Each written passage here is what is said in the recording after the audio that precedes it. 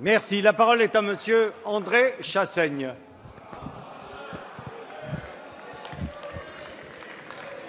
S'il vous plaît, modérez votre Monsieur voix. le Premier ministre, je voudrais revenir sur la question de la réforme ferroviaire.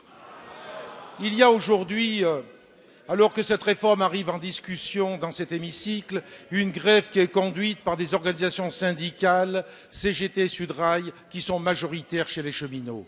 Et je voudrais d'abord dire avec solennité que les mises en cause du droit de grève qui peuvent s'élever chez certains sont contraires à un droit constitutionnel et que le droit de grève dans notre pays doit être respecté parce qu'il s'agit de nos valeurs républicaines.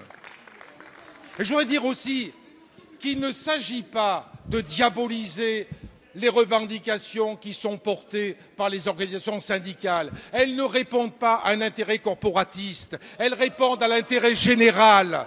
Elles répondent à l'intérêt général quand, par exemple, elles disent qu'il faut dans notre pays un service public ferroviaire unifié et que le texte de loi tel qu'il est aujourd'hui ne permet pas de garantir ce service public unifié. Et il faut que ce texte de loi puisse évoluer pour qu'il y ait des verrous qui ne permettent pas demain l'éclatement de ce service public unifié.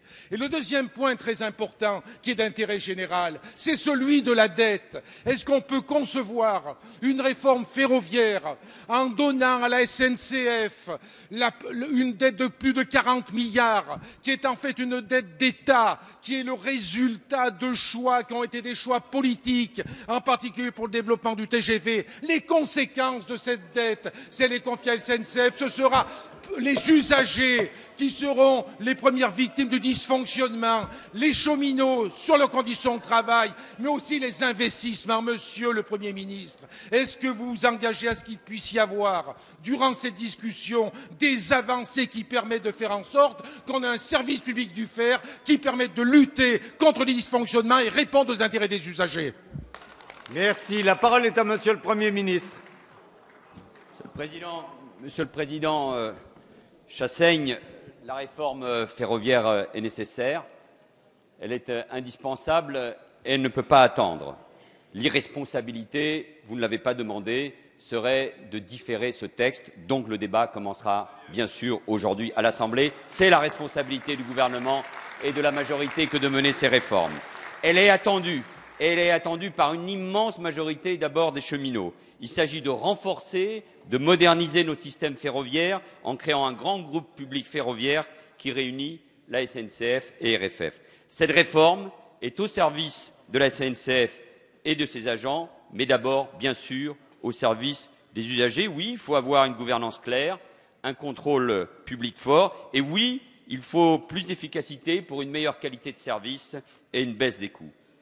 Monsieur le Président, la SNCF est un grand service public. Le lien, dans ces périodes de commémoration, je veux le rappeler, entre les Français et les cheminots, c'est quelque chose d'important et il ne faut pas abîmer ce lien. C'est pour cela que la grève, qui est un droit, et vous avez raison de le rappeler, est un droit légitime, ne doit pas être utilisée sans revendication véritable, sans que les Français en comprennent même le sens. Et je veux saluer ici tous ceux qui, parmi les cheminots, ont permis que le service public fonctionne. Je veux saluer les personnels de l'éducation nationale, mais aussi ceux de la SNCF qui ont permis que le bac puisse se passer dans de bonnes conditions. Et je veux enfin, de la manière la plus claire, Monsieur Chassaigne, condamner les violences inacceptables qui ont eu lieu en marge de ces grèves. Si le droit de grève est un droit constitutionnel, la violence n'est pas acceptable. Nous la condamnons. Elles donneront lieu à des poursuites par la justice de notre pays. La porte du gouvernement a toujours été ouverte, elle le reste et elle le restera. Cela fait 18 mois que le gouvernement, avec Jean-Marc Ayrault et sous ma responsabilité aujourd'hui, travaille. Et je veux rendre hommage ici à Frédéric Cuvillier pour son engagement, pour sa ténacité. Ce ministre, homme du Pas-de-Calais et de la terre ouvrière, c'est plus que quiconque ce qu'on doit au service public. Et je sais qu'avec lui, ce grand service public sera préservé et je l'engage avec confiance à continuer le travail qui est le sien au nom du gouvernement pour faire aboutir avec la majorité et j'espère avec vous, Monsieur Chassaigne, parce que je connais votre sens des responsabilités pour faire aboutir cette réforme. Il y a bien sûr des inquiétudes. et elles sont légitimes. Nous y avons été très attentifs.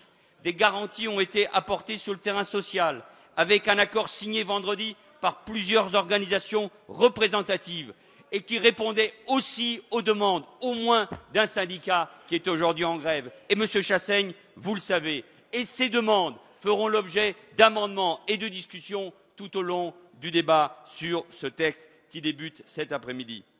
Ces avancées, Monsieur Chassaigne, sont le fruit du dialogue mené depuis des mois avec les organisations syndicales afin d'apporter les garanties demandées par les cheminots sur la pérennité du service public ferroviaire et sur le renforcement de l'intégration économique et sociale du nouveau groupe ferroviaire public.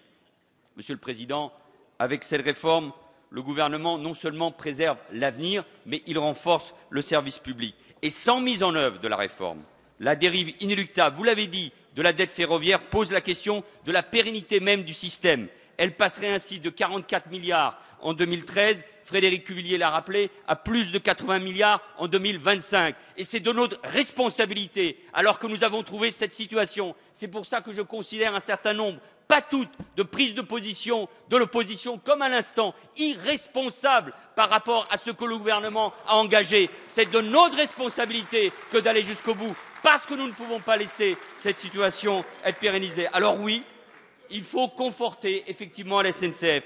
Et je souhaite que le Parlement soit pleinement informé des différentes solutions envisageables à moyen terme pour le traitement apporté à cette dette insupportable. C'est pourquoi nous proposerons qu'un rapport remis au Parlement vienne éclairer la décision qui pourra être prise par l'État pour garantir la pérennité de notre système ferroviaire. Monsieur le Président, Mesdames et Messieurs les députés, le gouvernement est ouvert au dialogue.